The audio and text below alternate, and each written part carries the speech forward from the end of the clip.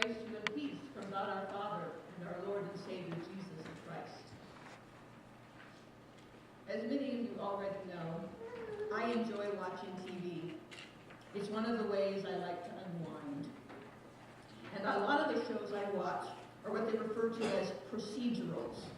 Law and Order, NCIS, Criminal Minds, and more recently, FBI. All of these shows are about solving crimes. Some of them focus on evidence, some on figuring out the mind of criminals, but they all focus on trying to determine who committed the particular crime of the week and bringing he, she, or them to justice. In this morning's lengthy gospel lesson, there is also a search for who's to blame. In the text itself, it seems that those in authority are working the problem backwards, though. They have the person they wish to blame, Jesus, and are looking for an offense to accuse him of. About halfway through our reading, the Jewish authorities have what they want, Jesus seeming to admit to being the Son of God, which would have been blasphemy and a breaking of the first commandment, you shall have no other gods before me. Then the religious leaders take Jesus to Pilate, accusing Jesus and demanding that he be punished. Not being a religious man, Pilate has trouble finding anything wrong with Jesus' behavior or statements. But upon discovering that he is a Galilean, and therefore under the jurisdiction of Herod, Pilate sends him to Herod. Now Herod wants to see Jesus perform some sign or miracle. And when Jesus does and says nothing, Herod and his men mock him, dress him up in a royal robe, and send him back to Pilate.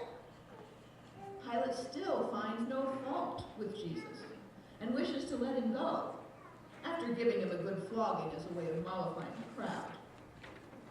But the Jewish leaders are adamant that Jesus must be crucified. Eventually, Pilate gives in and turns Jesus over to be crucified. So the Jewish leaders have their criminal and their punishment.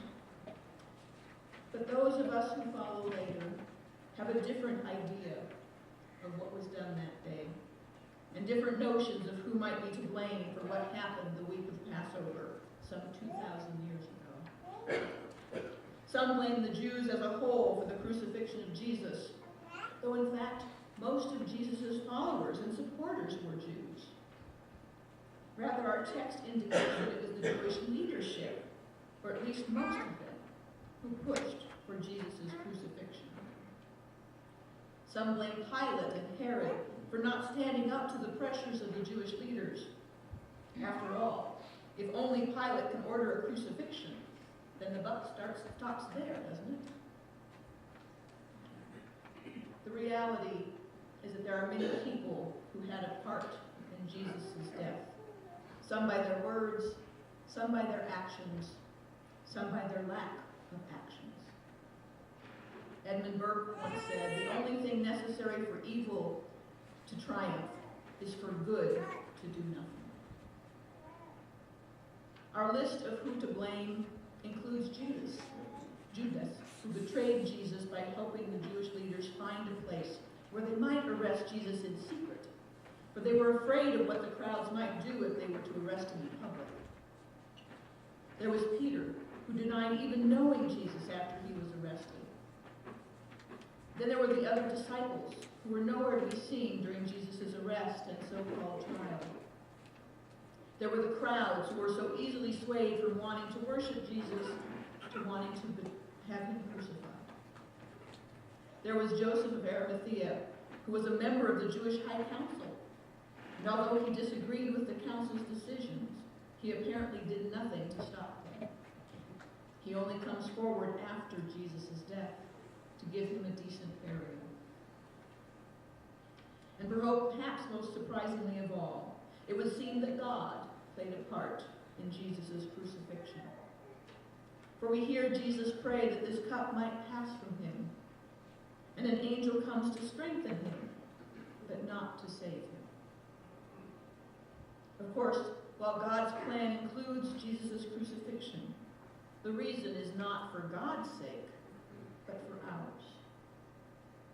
And so ultimately, we are also to blame for Jesus' crucifixion.